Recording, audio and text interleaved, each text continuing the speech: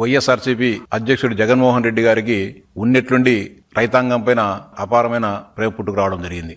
2019-24 మధ్య కాలంలో ముఖ్యమంత్రిగా ఉన్న సమయంలో ఏనాడు కూడా పంట పొలాల దగ్గరికి గాని రైతుల ముఖం చూడని జగన్మోహన్ రెడ్డి ప్రతిపక్ష పాత్ర వచ్చే కొద్దీ, తన ముఖ్యమంత్రి పదవి పోయే కొద్దీ రైతుల సమస్యలు, ధరల స్థిరీకరణ నిధి అని నానా పెద్ద పెద్ద మాటలు మాట్లాడడం జరుగుతోంది. జగన్మోహన్ రెడ్డి గారు ఈ రోజు అరటి రైతులు ఇబ్బందులు పడుతున్నారు, అరటికి ధర లేక రైతులు అధోగతి పాలవుతున్నారని చెప్పి ఈ రోజు పులివెందుల నియోజకవర్గంలో ఆయన పర్యటించడం జరిగింది. ఈ సందర్భంగా జగన్మోహన్ రెడ్డి గారికి నేను సూటిగా ప్రశ్నిస్తా ఉన్నా, అరటి మొక్క నాటితే అరటి చెట్టు అవుతుందా, లేకపోతే విత్తనముతో అరటి చెట్టు మొలుస్తుందనే పరిజ్ఞానం కూడా లేని జగన్మోహన్ రెడ్డి ఈ రోజు అరటి రైతుల గురించి, అరటి రైతుల వ్యతల గురించి మాట్లాడుతున్నా అంటే రైతాంగమే సిగ్గుతో తలదించుకుంటా ఉంది. అంతేకాకుండా తను ముఖ్యమంత్రిగా ఉన్న కాలంలో రైతాంగానికి స్వర్ణయుగం అని చెప్పి మాట్లాడడం జరిగింది. ఈ సందర్భంగా సవాల్ చేస్తాన మరోసారి, నీవు 2019-24 మధ్య కాలంలో అరటి పంటకు బీమా కట్టినట్లు గాని,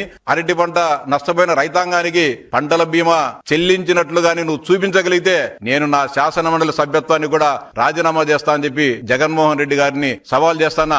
ఈ సవాలుకు నీవు సిద్ధమా? 2019-24 మధ్య కాలంలో నువ్వు అరటి పంటకు పంటల బీమా చెల్లించినట్టు, రబీ పంటలకు పంటల బీమా చెల్లించినట్టు నువ్వు చూపించలేకపోతే నువ్వు నీ శాసనసభ్యత్వానికి రాజీనామా చేస్తావా జగన్మోహన్ రెడ్డి అని చెప్పి నేను సూటిగా సవాల్ చేస్తున్నా.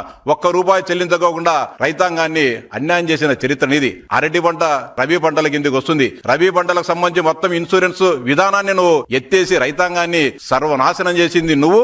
ఈ రోజు రైతులకు బాధలు పడుతున్నారని చెప్పి మొసలి కన్నీరు కార్చడం ఎంతవరకు సవని మాట్లాడుతున్నా.